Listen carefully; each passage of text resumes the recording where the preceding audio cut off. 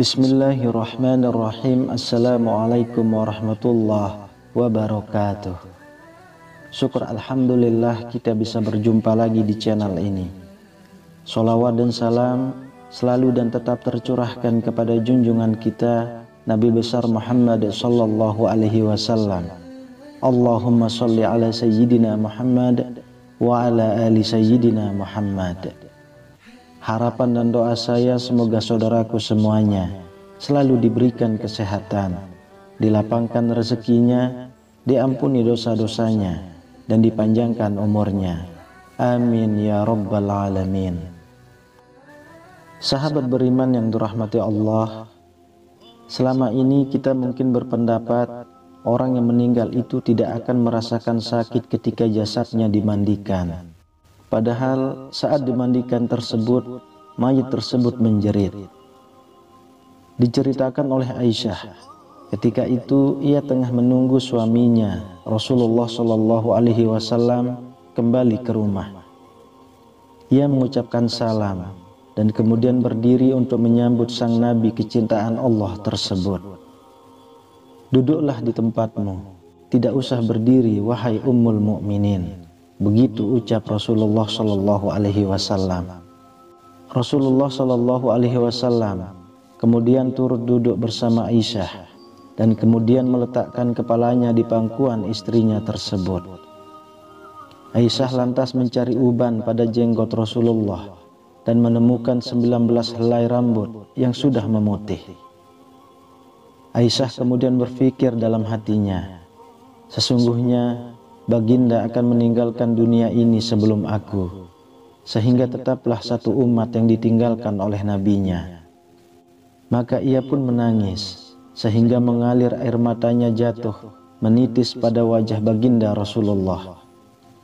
Sadar terkena tetesan air mata istrinya, Rasulullah pun kemudian terbangun dari tidurnya. Wahai Ummul Mukminin, apa yang membuatmu menangis? Tutur Rasulullah. Aisyah kemudian menceritakan apa yang ia rasakan setelah melihat uban-uban Rasulullah Shallallahu Alaihi Wasallam tersebut. Tahukah kamu kondisi apakah yang paling menyusahkan bagi si mayit? Kata Rasulullah Shallallahu Alaihi Wasallam. Tidak ada kondisi yang paling menyusahkan atas diri mayit dari saat keluar dari rumahnya, anak-anak yang ditinggalkan berada di belakangnya serta menangisinya. Kata Rasulullah, itu memang menyakitkan, tapi masih ada lagi yang jalan pedih dari itu. Sahut Rasulullah Shallallahu Alaihi Wasallam.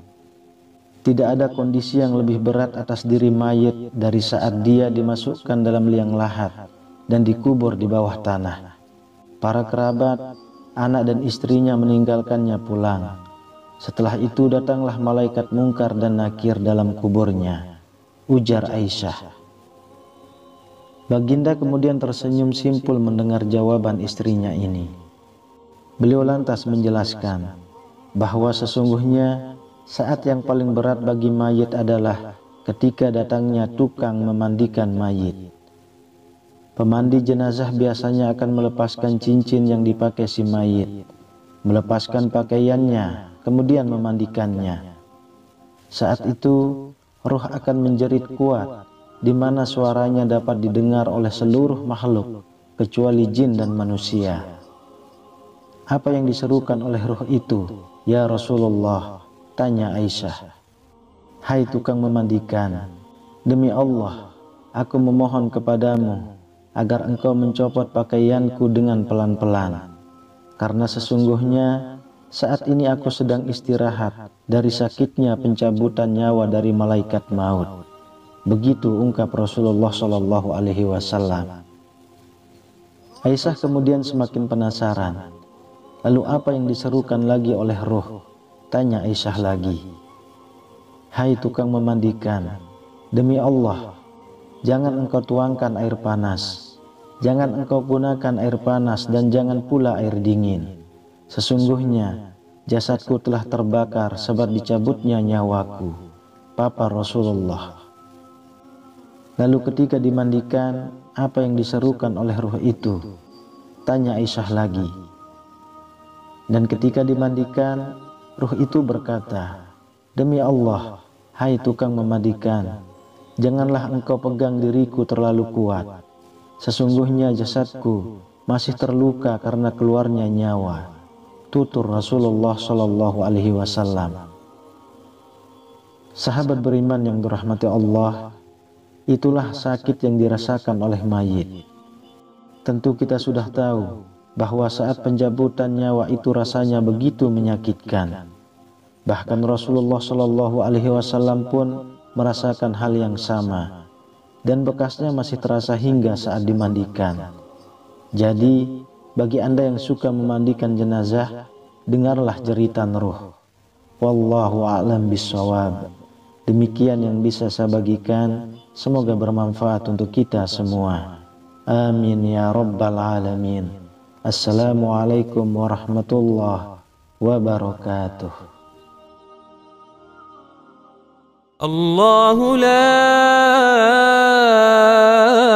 إله إلا هو الحي القيوم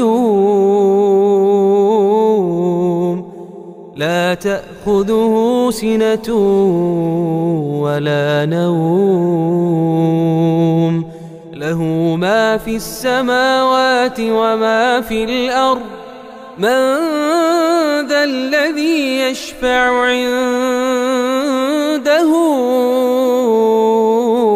إلا بإذنه يعلم ما بين أيديهم وما خلفهم ولا يحيطون بشيء من علمه